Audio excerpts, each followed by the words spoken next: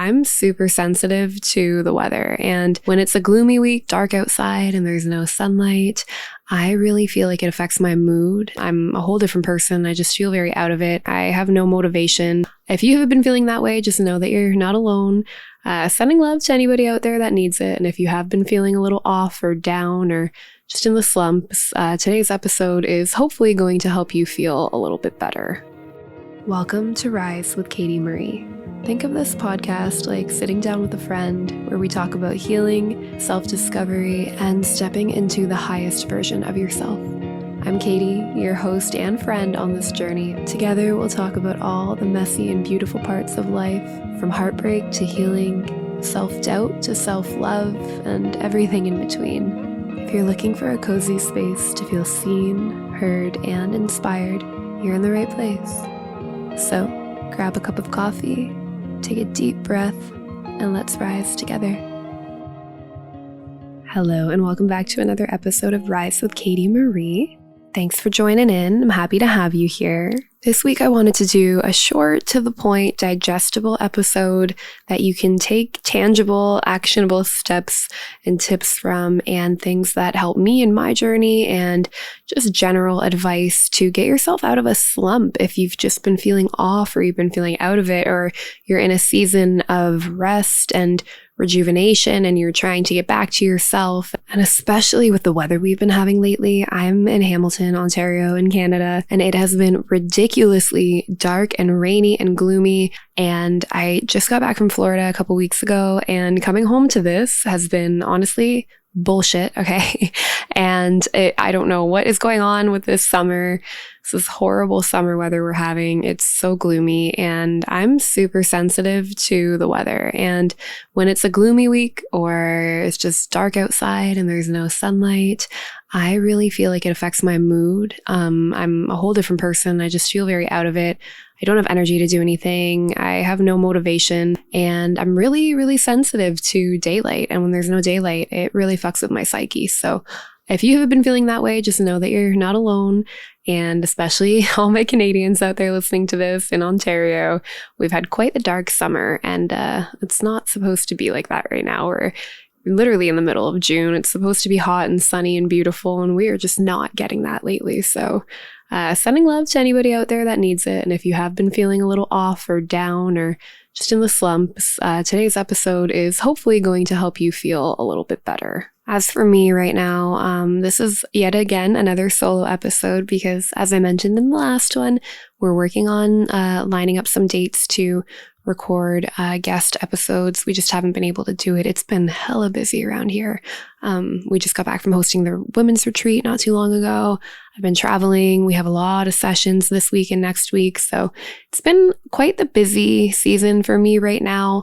In my business and in my own world and my personal world too. So I've had a lot going on, and when I get in those kind of busy eras of life, it's easy to lose track of myself, and before I know it, I'm eating like crap and going to bed super late and staying up late to get things done because I don't have enough time in the day to get things done that I want to get done. And in these building seasons where, I'm building different aspects of my business, and I'm planning retreats, and I'm doing a lot of different things, and I'm getting out of my normal routine and my normal weekly and day-to-day activities that I like doing, it completely throws me off. And that's the season that I'm in right now.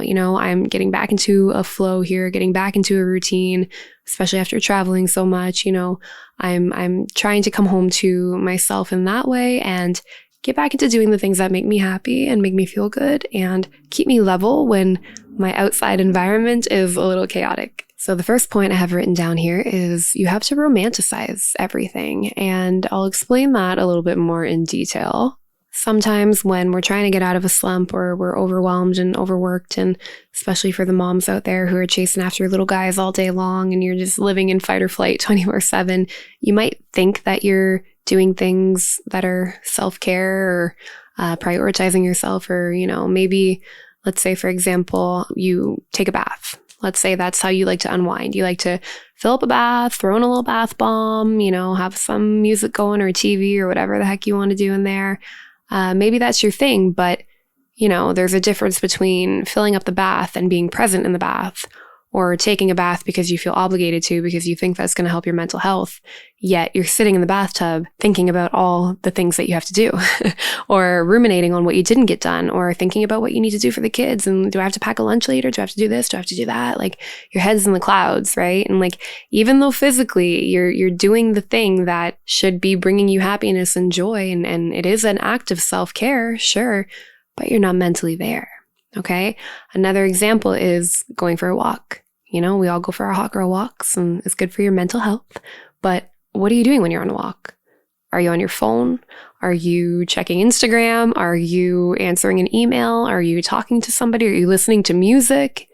Like, when have you ever just gone for a walk and listened to the birds chirping, or watched what was happening around you without any external noise or headphones or anything, you know? Like, what are you doing when you're on that walk? Or even something as simple as drinking your coffee in the morning. Something a lot of us do. It's the first thing I do. Trust and believe, when I wake up in the morning, I zoom out of bed. I don't look at nobody, don't even breathe around me until I get to that coffee machine. And I go right to my coffee machine because I need it. And you guys need it too, to deal with me. So, I go right to the coffee machine and I just chug my coffee, and I'm like, oh, I gotta wake up. I'm too tired.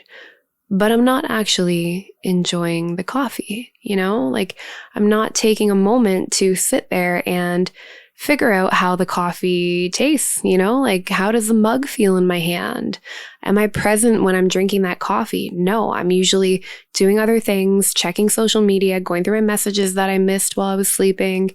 I'm doing something all the time when I'm having that coffee. And I'm never actually just sitting there having the coffee. And that, my friends, is what you call mindfulness. And that's something I worked really hard with one of my first therapists that I had when I was struggling with burnout and navigating that whole era of life and trying to get out of burnout. One of the big things he taught me back then was, you know, what are you doing in the morning when you're drinking your coffee?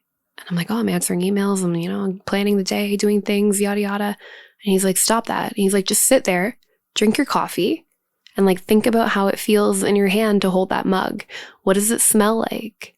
You know, swirl it around in the cup. What does it look like? What color is it? Is it warm to the touch? What does it feel like when you're drinking it? What does it taste like? And I started doing these little things and these little acts of mindfulness on little mundane things that I'd be doing day to day. And when I tell you that has been one of the biggest game changers to quickly pull me out of a slump, I'm not kidding.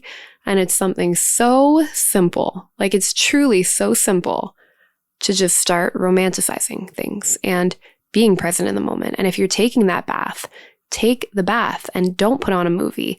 Don't put on music. Don't put on anything. Just sit there, close your eyes and like relax. Like, think about how the bath bomb smells. You know, how does the water feel? What is your body telling you right now? You know, are you sore from your workout this morning? And like, do you have to just pour energy into your arms because they hurt from working out? Like, be present with yourself, right? And even something simple like journaling. Like, journaling is one thing that I love doing in the morning. I love it. It's one of my favorite things to do when I have time. And I'm guilty of it, you know? I'm guilty of sitting down at my desk and being like, okay, I'm going to journal because it's going to make me feel better, but like, my head's in the clouds and I'm not actually taking in what is happening, and I'm not just journaling to journal, you know?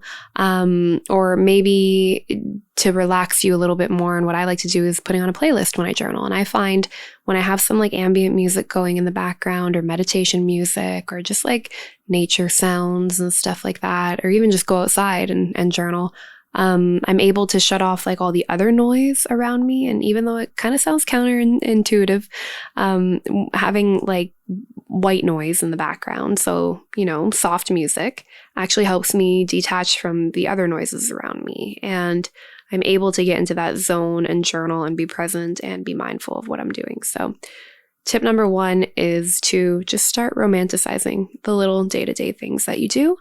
And you'll see a massive difference in yourself and in your psyche and your mental health and your overall well-being, because you're going to bring yourself back down to reality. You're going to be so present in the moment, and you're going to actually appreciate and enjoy things while you're doing them. Tip number 2, move your body even if you don't feel ready or willing to do it. And this is something I've gotten pretty good at the last 2 years. I've been sticking pretty heavily with my Pilates routine. I mean, when weeks get a little busy like this week, I have not been this week because we've been doing like back-to-back 12-hour photo shoots every day. And on those days, I don't have time to go. So I try to go as much as I can. And there's so many days that all I want to do is lay in bed. And if I had the choice between going to Pilates or laying in bed, I would probably choose laying in bed. But thankfully, due to cancellation policies and losing payments, I don't do that. I force myself to go because I'm paying to be there, and that helps keep me on a routine. But pushing yourself to do that workout or to move your body, and it doesn't even have to be a workout. It doesn't even have to be Pilates or anything like that. Like, just, walk, get up and walk around, or make your bed and like move your body as you're making your bed. Take your dog for a walk or go check the mail, like whatever, like just get your body moving, even if you don't want to, because you're immediately going to feel better after any sort of exercise or movement, or, even do a little dance break. Like, you don't even have to do anything or go out or leave the house. Like, just move your body, put on a song, throw on your headphones and just vibe, just move around. Doesn't have to be anything crazy. Just get the body moving, and it'll remind you that you're alive. It'll bring you back down to reality. It'll make you connect with your body. It'll get you out of your head, get you out of the clouds. You'll feel the movement. You'll feel good, gets the blood flowing, gets everything woken up, and you just feel so much better after moving. And I like to do my workouts in the morning because I find it gives me a lot of energy for the rest of the day. And I know some people out there like to do evening workouts, or you have to because of your work schedule. So find whatever works for you, but try to move your body as much as you can, even when you don't want to, and it's the last thing you want to do. I'm actually having one of those days today because I've had a lot of meetings today and phone calls, and I've been at my desk all day, and I have barely moved off of this computer today, and I should probably take my own advice and go dance it out in my living room after I'm done recording this. Tip number 3, and this goes especially for people who are working from home and can sit in pajamas all day if they really want to, put on something that makes you feel powerful. And I mean like outfit wise, even if you're at home, even if nobody's there, even if nobody sees your outfit and you don't take a picture in it and whatever, like wake up, get yourself ready, put on a nice outfit that you just feel powerful in. Just feel like the main character. Put a little bit of red lipstick on if you really want to feel like a boss babe, like whatever you feel like doing in that moment, and whatever makes you feel powerful and confident and beautiful, do it, because there's something magical about putting on something that makes you feel good outfit wise. And I know a lot of our default goes to living in yoga pants and sweatshirts, and that's what I live in 24/7 at home. Like, I'm always in comfy clothes.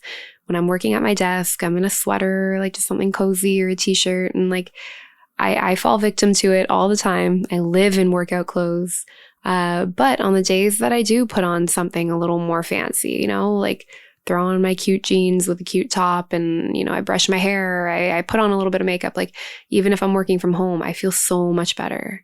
And I feel like I'm being more productive because I have put that energy into myself in the morning. So I would say for tip number 3, a really good one that has helped me on my journey, and I know it helps a lot of other people out there too, is to just wear something that you feel powerful in, regardless of being in an office or having anybody see you. Tip number 4 is to start asking yourself questions, and ask better questions. And I'll explain what I mean by this, because that kind of sounds confusing. But instead of, beating yourself up for feeling like you're in a slump and defaulting into that mentality of like, what's wrong with me? Like, why am I feeling like this? Like, why is this happening? Like, why is the weather so shit right now? Like, like, I don't know, like when you just kind of play the victim mentality, right? Like, what's wrong with me? Blah, blah, blah. Instead of just asking generic questions like that, like try to dive deep and actually figure out what you want and what your body wants. So, instead of what's wrong with me, start asking, what do I need right now? Am I hungry? Is my body telling me that it needs food? Have I drank water today? Do I need to sleep more? Do I need to take a nap? Like, what does your body need right now? or ask something, what would my highest self do today? And, if I was showing up as the most confident, empowered version of myself, what would she do today? How would she live? What would she embody? Like, how would she feel today? Or if you are feeling tired or burnt out, maybe sit there and ask yourself, like, how can I lessen my stresses right now? Is there something I can change in my day-to-day life, in my work schedule or my personal life that can alleviate some of that stress? Like, start questioning yourself. Start asking yourself these deep questions to get to know yourself on that deep level, because once you start figuring out what you need, there's your answer. There is your solution to all of this, It might be something as simple as drinking more water and then you feel better. That is literally my problem 9 out of 10 times. Like, I will feel so sluggish and gross, and I'll ask myself, like, have I even had a sip of water today? Usually the answer is no, because I don't really like water. I have to force myself to drink it. It's not like a natural thing for me. And yeah, I'll go like put some electrolytes in a bottle of water and I'll chug that back, and I feel like I've been brought back to life. So it could be something literally as simple as drinking more water. And you just got to start questioning yourself and asking yourself these things, and the answers will reveal themselves to you.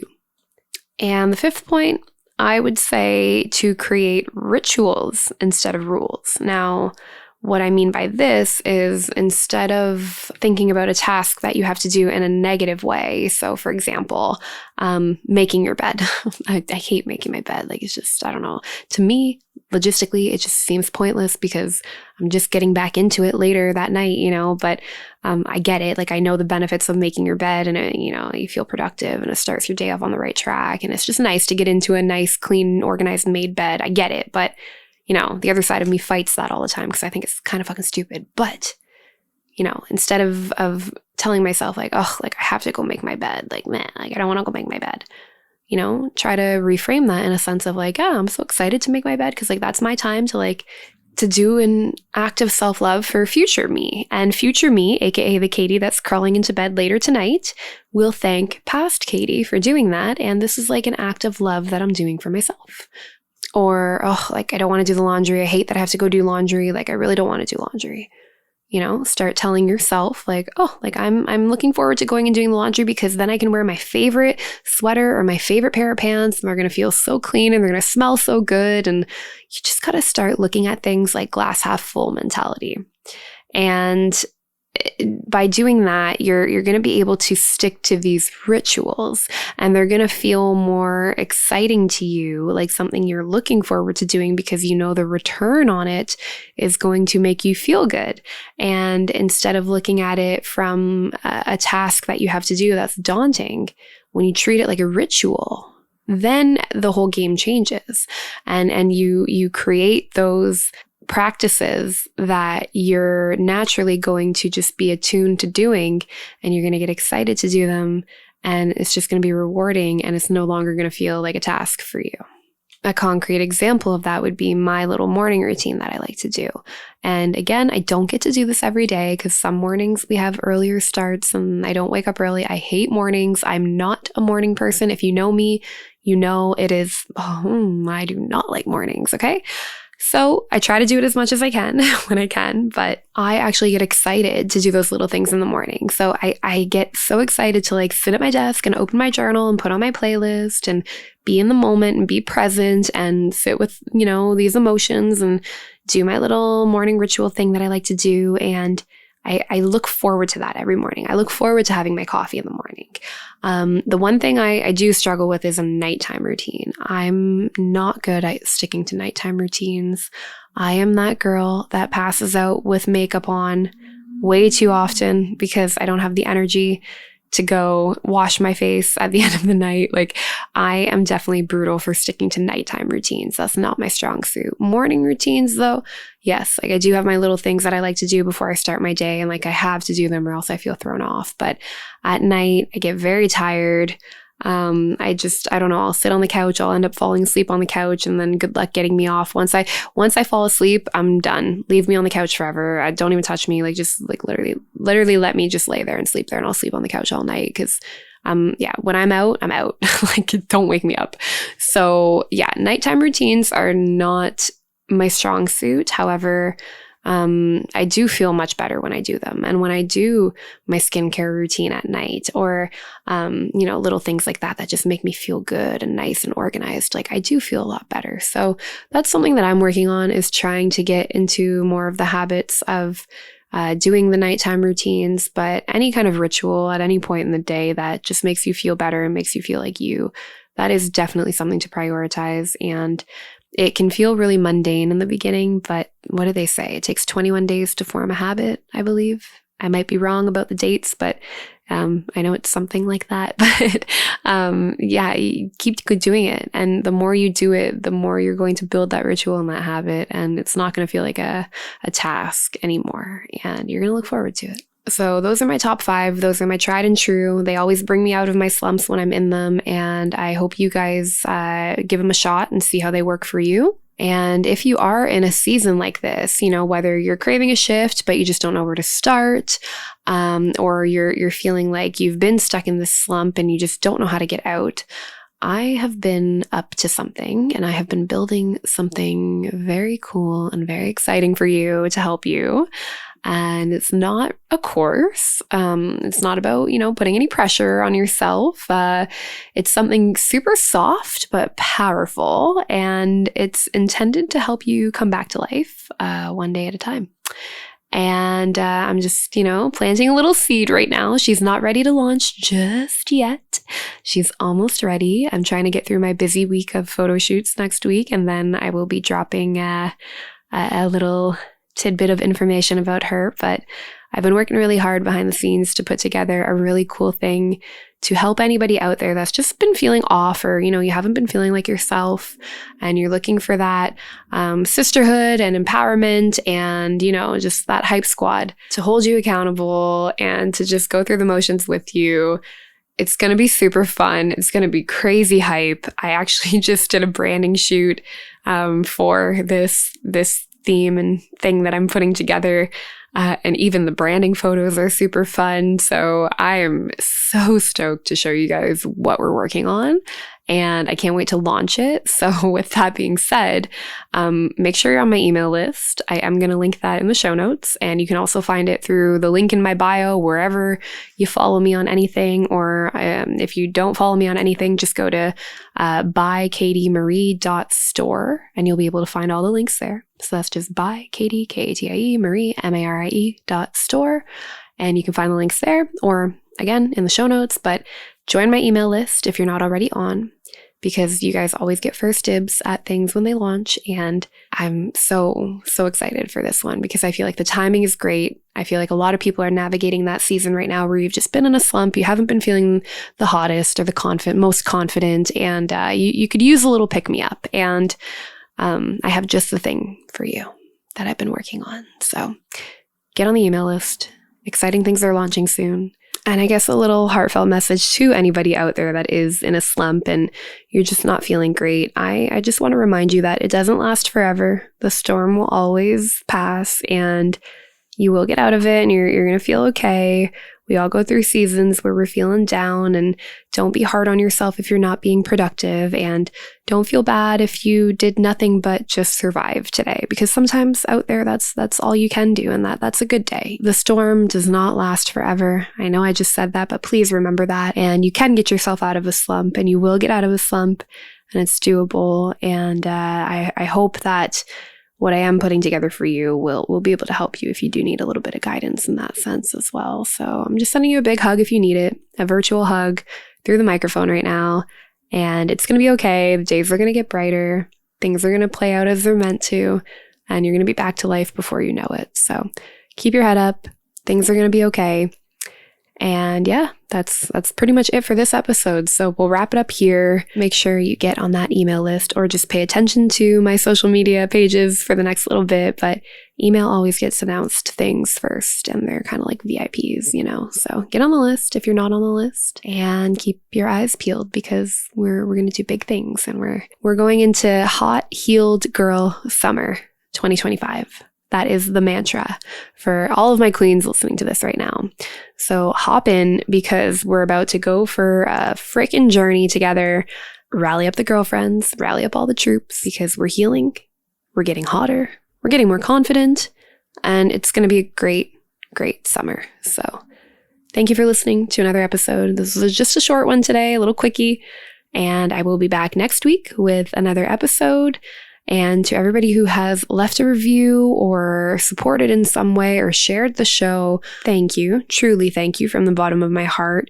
As a new podcast, it is hard to grow your audience and get the word out to people. So if this resonated with you and you think somebody in your inner circle could benefit from some of the tips that we talked about, or you know somebody that's in a slump right now, send it to somebody who might find value in this, or share it to your story. Tag me. I love it when you guys tag me in things. Oh my God, it makes my day. It makes me so happy. I try to engage as much as I can, but my social media pages are like a giant shit show 24/7.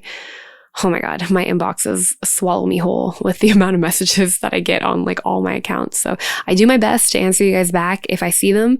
And if I don't answer you, please don't take it to heart, but it's just me being chaotic, and I probably have not seen it. But for everybody who does share and tag me in things, I appreciate you more than you'll ever know. It means honestly the world to me. So if this episode resonated with you or any of the other ones did, please share the show with somebody that you love, or share it to your story and tag me. And please subscribe before you head out, because it does help the algorithm.